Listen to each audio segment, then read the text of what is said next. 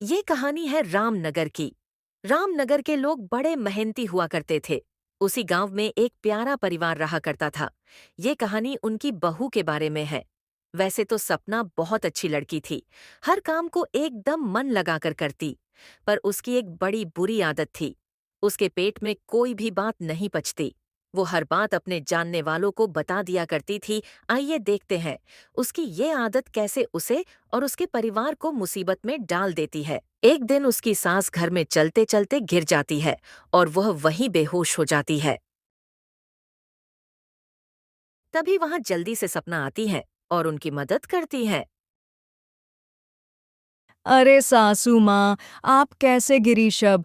ठीक है ना? भगवान का लाख लाख शुक्र है कि आपको ज्यादा चोट नहीं आई। आप थोड़ा आराम कर लो। अरे बाबा, मैं बिल्कुल ठीक हूँ। तुम जाओ, घर के काम करो और मेरे बेटे से इस बारे में कुछ मत कहे ना। प्रणाम माँ, कैसी हो आप? घर पे सब ठीक है ना? पता है माँ, आज क्या हुआ? मेरी सास चलते चलते गिर गई, लेकिन चिंता की बात नहीं है। सब ठीक है। अच्छा माँ, मैं बाद में बात करती हूँ। उनके आने का टाइम हो गया है। अरे आप आ गए, सब ठीक रहा ना ऑफिस में? मेरा बच्चा, आप हाथ धो लो, मैं खाना लगा देती हूँ। ज्यादा फ्री होने की जरूरत नहीं। मुझसे तुम्हें कितनी बार बोला है कि घर की बात को घर में रहने दो। माँ, आज गिरी तो ये बात मुझे बोलना था ना।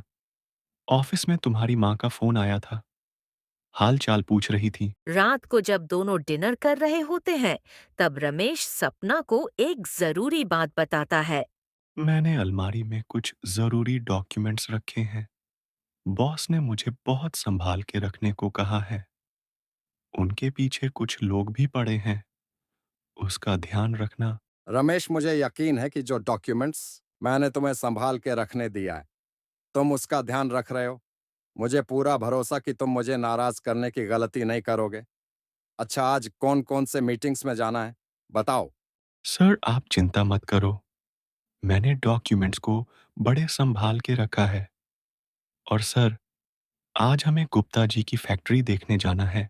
एक दिन की बात है। सपना बातों बातों में डॉक्यूमेंट्स वाली बात अपने बचपन के दोस्त मनोज को बता देती है, जो कि रमेश की तरक्की से जलता था। एक दिन मनोज सपना के घर मिलने जाता है और चुपके से डॉक्यूमेंट्स लेकर चला जाता है। इसी दिन की तलाश में तो था मैं। अब देखता हूँ कैसे रमेश अपनी नौकरी बचाता है। मेरी बचपन की दोस्त से शादी करने का बदला आज पूरा हुआ। मेरा अब सपना मुसीबत में पड़ने वाली थी। रमेश, क्या बोलते हो?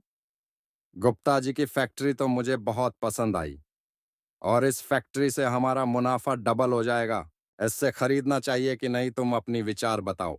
रमेश 2 मिनट के लिए सोचता है और फिर बोलता है। जी सर, क्या बात कही है? अपने अगर हम इस फैक्ट्री को खरीद लें तो आपका बहुत मुनाफा होगा। मैं कल ऑफिस आते समय आपका डॉक्यूमेंट्स लेते आऊंगा। रास्ते में घर लौटते समय रमेश सपना को फोन पर बोलता है।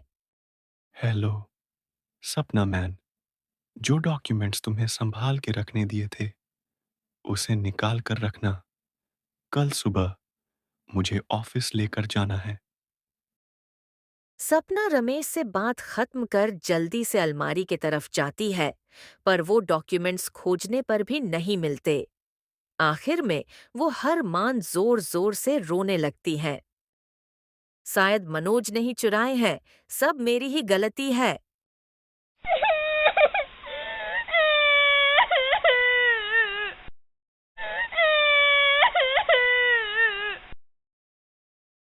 अरे सपना, तुम्हारा चेहरा क्यों उतरा है? तुम्हारी तबीयत तो ठीक है ना बच्चा? खाना लगाओ, मैं आता हूँ। सपना रमेश की बातों का जवाब नहीं दे पा रही थी। उसकी आंखों में आंसू आ जाता है और वो रोने लगती है।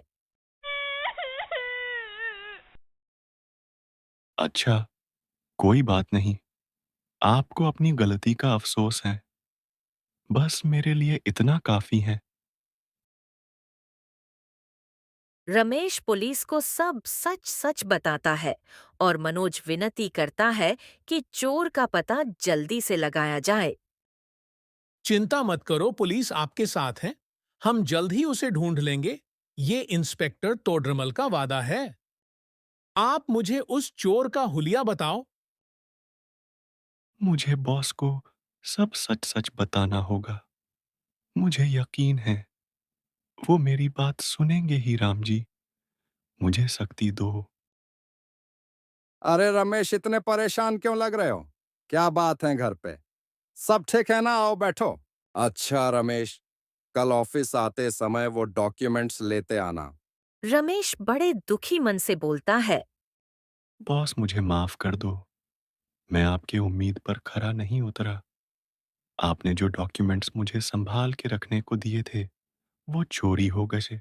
अरे कोई बात नहीं रमेश, मुझे तुम पर पूरा भरोसा है। तुम चिंता मत करो, भगवान जी सब ठीक कर देंगे। ये सब सुन के रमेश शांत हो जाता है।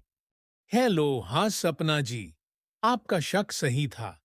आपके घर पर चोरी करने वाला शख्स और कोई नहीं, आपका बचपन का दोस्त मनोज है। उसे हमने अरेस्ट कर लिया है। फिर क्या अब सब पहले की तरह ठीक हो जाता है? सपना और रमेश खुशी से रहने लगते हैं। तो बच्चों, हमें इस कहानी से क्या सीख मिलती है कि घर की बातों को हमें बाहर नहीं शेयर करना चाहिए।